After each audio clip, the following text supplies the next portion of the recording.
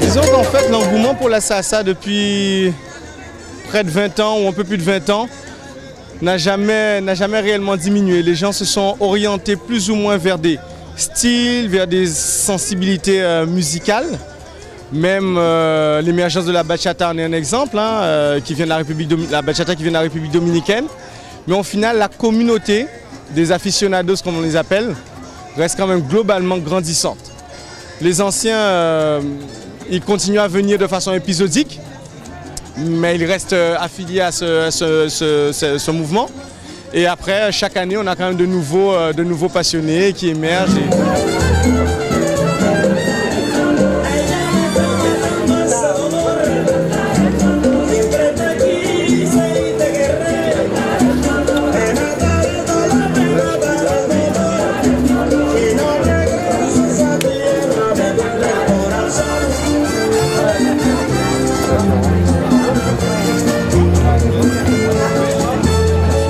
Des années que je danse, des années que je fais de la salsa. Et donc j'ai eu le plaisir d'être une des personnes qui était là lors de la création des quais. Alors l'histoire, ça part une bande de copains qui allait à MJC Saint-Michel. Alors c'était pas de la salsa, c'était du rock'n'roll. Un anniversaire, on décide de chercher un endroit pour danser et manger pour cet anniversaire. Puis il y a eu quelqu'un qui a eu l'idée, enfin c'était un étudiant de Jussieu qui a dit sur les quais, il y a des alvéoles, on peut danser, c'est tranquille, on va bien s'amuser là.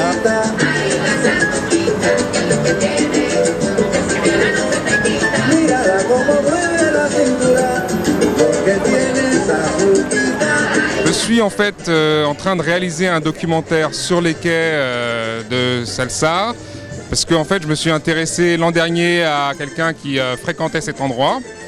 Entre-temps, malheureusement, il y a eu des attentats sur Paris et d'un sujet léger sur la salsa d'une personne qui dansait, j'ai eu envie de m'intéresser à l'aspect, on va dire, un peu plus sociologique de la salsa, à savoir cette grande réunion de gens de divers horizons.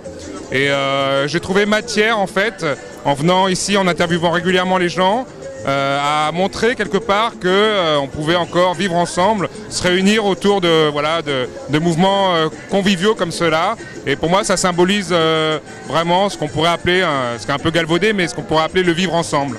Et donc c'est une galerie de portraits, un documentaire en format 52 minutes qui présente les différentes types de personnes qui peuvent être intéressées par la salsa.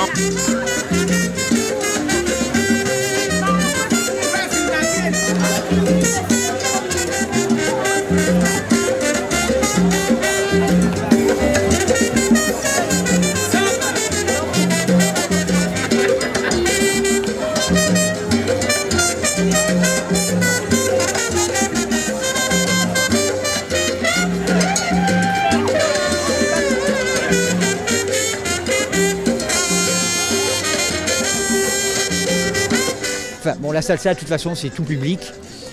Les gens qui sont là, c'est des Français de toutes origines, de toutes les couleurs.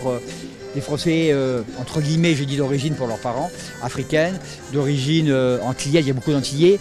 Des Français du bien blanc comme moi. Je ne sais pas comment vous appelez ça, des toubabs.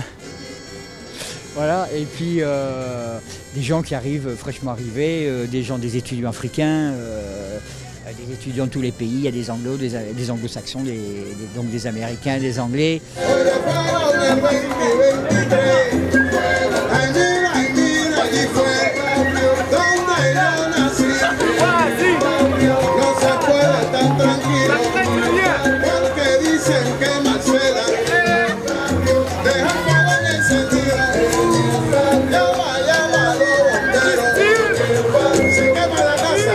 Il y a effectivement une vingtaine d'années, la salsa se dansait partout. C'était vraiment la danse, elle a détrôné le rock parce qu'elle avait cet avantage d'être une danse sociale qui pouvait se pratiquer en improvisation n'importe où. Donc beaucoup de bars et de boîtes de nuit proposaient des soirées salsa. Malheureusement, les aficionados sont beaucoup des danseurs et pas forcément de grands consommateurs. Donc du coup, de plus en plus, on a vu le développement de soirées, l'émergence de festivals Là où il n'y en avait qu'un qu'on organisait il y a une dizaine d'années, aujourd'hui il y en a plusieurs en France et ça s'est multiplié également partout en Europe et dans le monde.